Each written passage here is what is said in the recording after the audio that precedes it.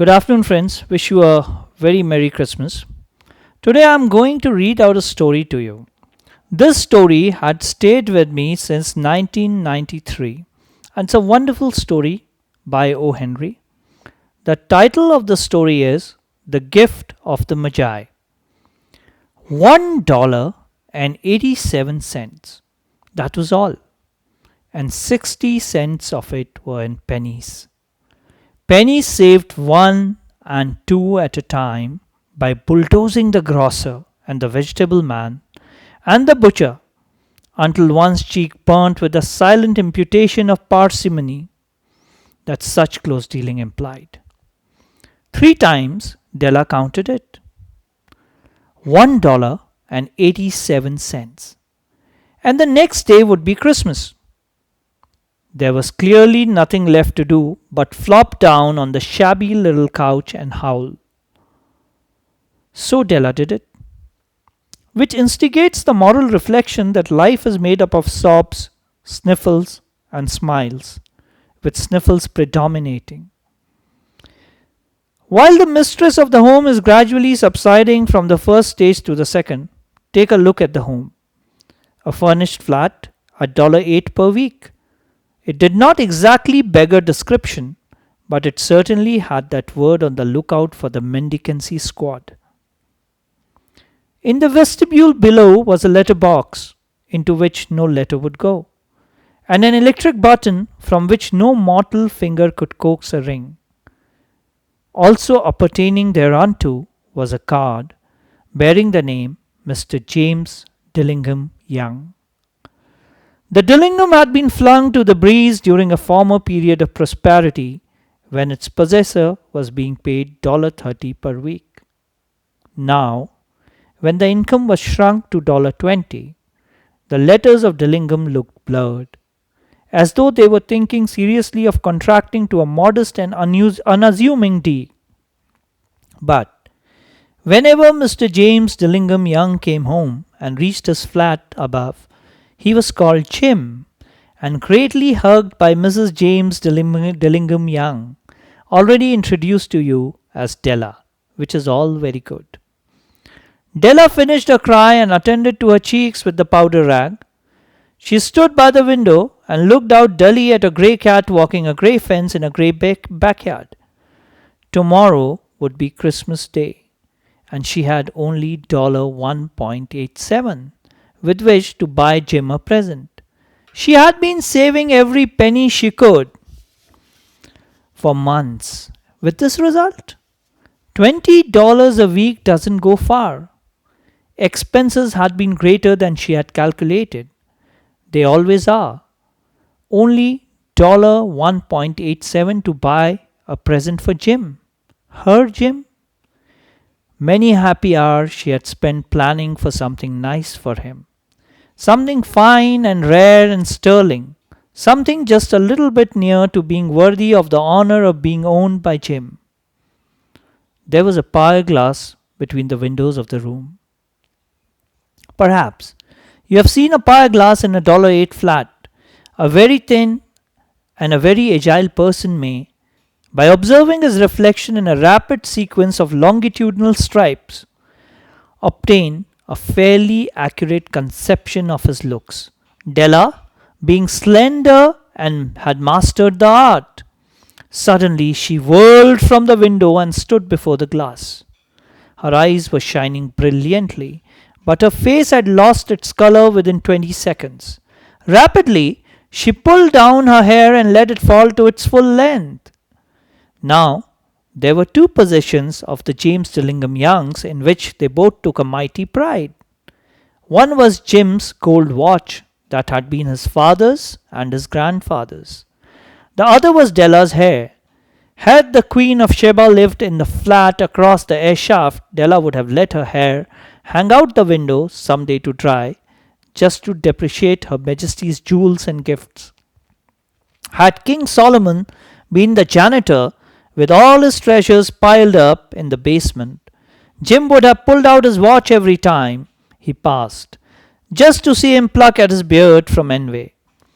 So now, Della's beautiful hair fell about her, rippling and shining like a cascade of brown waters. It reached below her knee and made itself almost a garment for her. And then she did it up again nervously and quickly.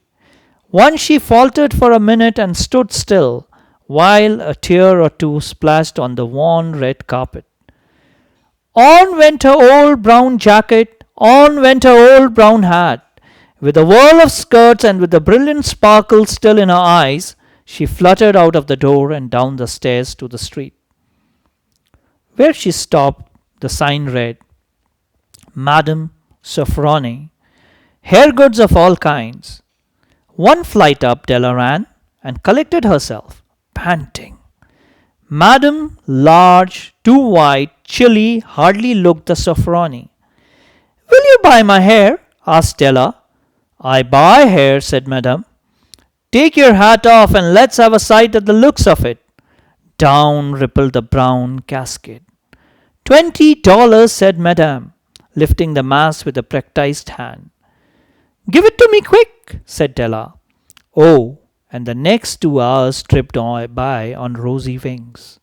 Forget the hashed metaphor. She was ransacking the stores for Jim's present.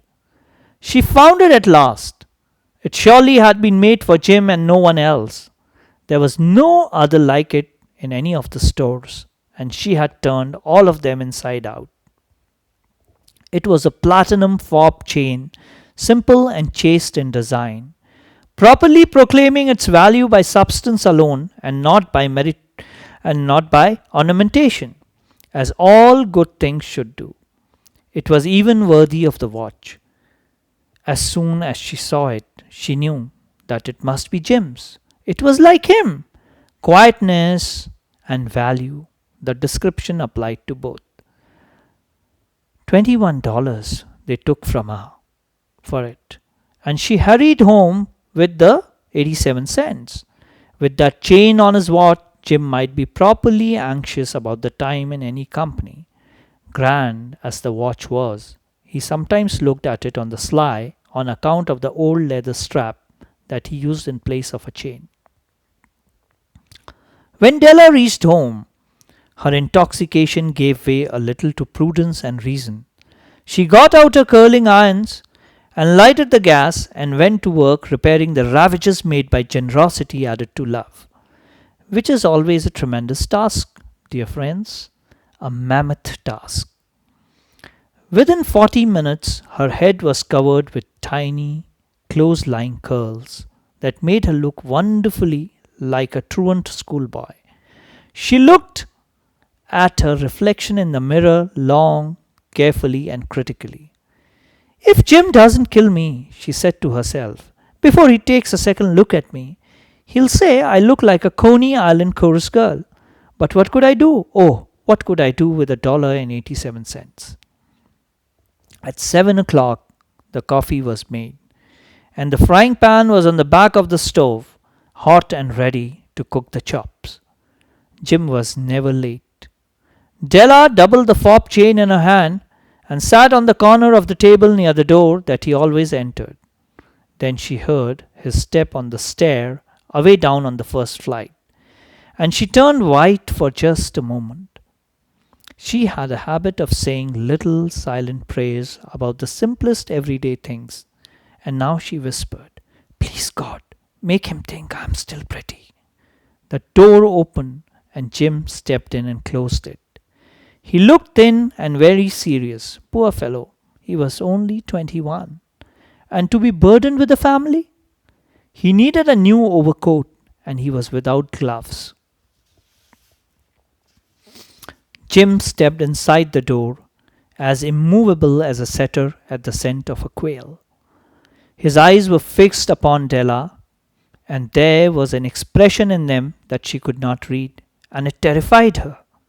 It was not anger, nor surprise, nor disapproval, nor horror, nor any of the sentiments that she had been prepared for. He simply stared at her fixedly with that peculiar expression on his face. Della wriggled off the table and went for him. Jim, darling, she cried, don't look at me that way. I had my hair cut off and sold it because I couldn't have lived through Christmas without giving you a present. It'll grow out again. You won't mind, will you? I just had to do it. My hair grows awfully fast. Say Merry Christmas, Jim, and let's be happy. You don't know what a beautiful, nice gift I've got for you. You've cut off your hair? Asked Jim, laboriously, as if he had not arrived at that patent fact even after the hardest mental labor. Cut it off and sold it, said Della. Don't you like me just as well anyhow? I'm me, without my hair, ain't I? Jim looked about the room curiously. You say your hair is gone, he said with an air of almost of idiocy. You needn't look for it, said Della. It's sold, I tell you. Sold and gone too. It's Christmas Eve, boy. Be good to me, for it went for you. Maybe the hairs on my head were numbered, she went on with a sudden serious sweetness. But nobody could ever count my love for you. Shall I put the chops on, Jim? Out of his trance, Jim seemed quickly to wake. He enfolded his Della.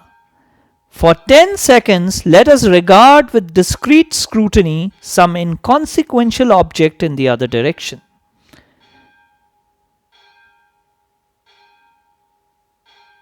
$8 a week or $1,000,000 a year? What is the difference?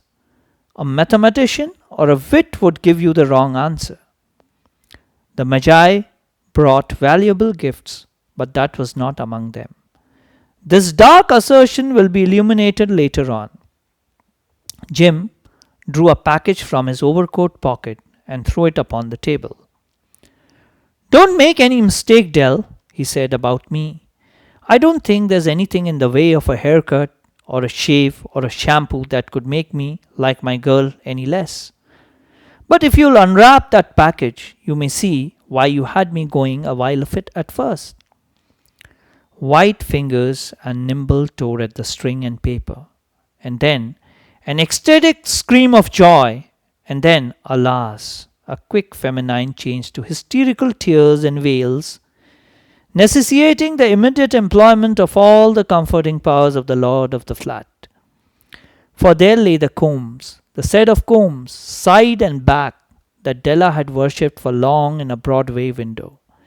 Beautiful combs, pure tortoise shell, with jeweled rims, just the shade to wear in the beautiful vanished hair. They were expensive combs, she knew, and her heart had simply craved and yearned over them without the least hope of possession. And now they were hers. But the tresses that should have adorned the coveted adornments were gone. But she hugged them to her bosom. And at length she was able to look up with the dim eyes and a smile and say, My hair grows so fast, Jim. And then Della leaped up like a little singed cat and cried, Oh, oh! Jim had not yet seen his beautiful present. She held it out to him eagerly upon her open palm. The dull, precious metal seemed to flash with the reflection of a bright and ardent spirit. Isn't it a dandy, Jim? I hunted all over the town to find it. You will have to look at the time 100 times a day now. Give me a watch. I want to see how it looks on it. Instead of obeying, Jim tumbled down on the couch and put his hands under the back of his head and smiled. Dell, said he, let's put our Christmas presents away and keep 'em a while.